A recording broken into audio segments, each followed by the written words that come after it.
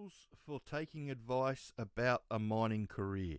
Welcome to Australian Mining for New Starters, and in today's video I just want to have a quick chat about some of the advice people are putting around and the rules that one big rule that you need to follow if you don't want to get burnt by people's advice.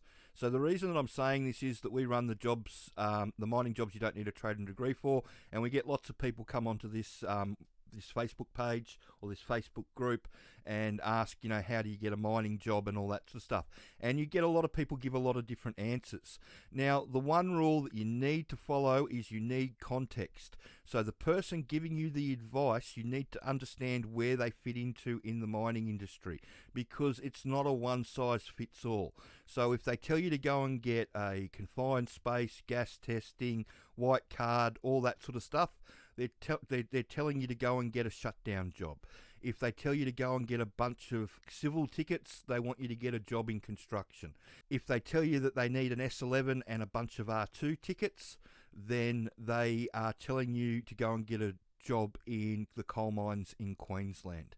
Now, if you want a job in the hard rock underground section of the industry, which is Australian wide, then you need to have a look at the sponsors training, the DIY intro to underground mining. It's got all the information in there that the employers want a new starter to know for their hard rock underground nipper truck offsider roles.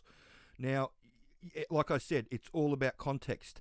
In the underground roles, the underground employers can't actually import tickets. They have to issue their own on-site equipment tickets and on-site procedures, because all the hard rock mines in the country come under the state-based system.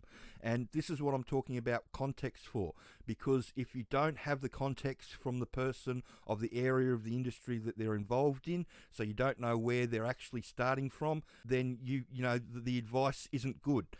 Because if you're thinking that you want a mining production job and somebody from a shutdown background is giving you advice, that is not going to lead to a mining production job. It's going to lead to a shutdown job. If you want a mining production job, you've got to get advice from people within that area of the industry, and that's what's not going on. So when you, by all means, ask for advice, but just clarify with everybody that's giving you advice, where do you come from within the industry, what's your background, so you've got context on it. Okay, so that person's telling me to get a shutdown job, or that person's telling me to get a civil job, or that person's telling me, like I tell lots of people, to get a hard rock underground job, because that's where the production mining jobs of the future are, or they are right now, and going into the future, that's where all the jobs are going to be.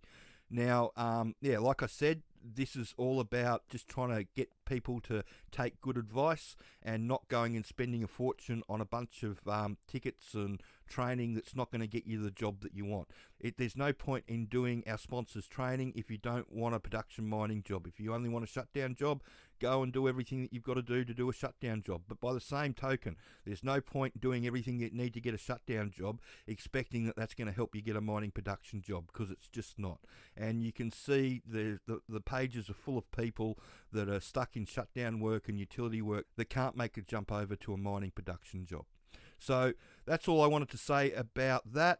When you get advice off people on the about mining and your career in mining, just make sure that you clarify with them what area of the industry that they're from, so you've got an understanding of what type of advice they're giving you. Because, like I said, getting a bunch of tickets that shutdown workers need is not going to help you get a production mining job. So I hope that information helps, and if you can like and subscribe the channel and share this information around, that would be great. Thanks.